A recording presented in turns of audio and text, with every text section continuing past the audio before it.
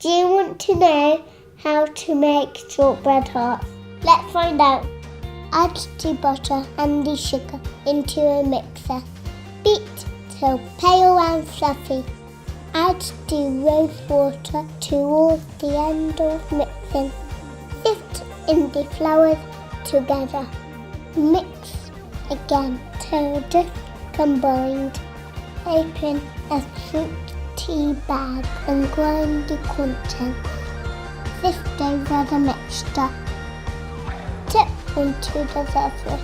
Gently squash the dough together. Roll out the dough and cut with a cookie cutter. Place on a baking tray.